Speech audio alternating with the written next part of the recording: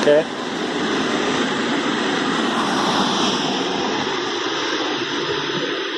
And 253, 228.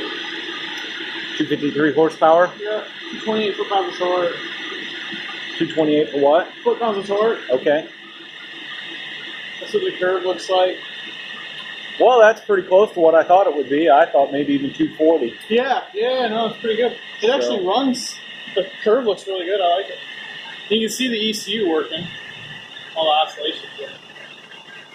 Yeah. I don't think the ECU is supposed to be any different from stock from what I put in there. It's just its timing control is extremely fast, so it's always oscillating between knock and no knock, you know. So that's what we're seeing. I do have premium gas in it right now.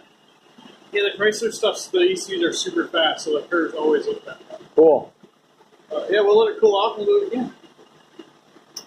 Well, then the numbers they're telling me. So what kind of dyno is this, Tyler? It's a Mustang Dyno.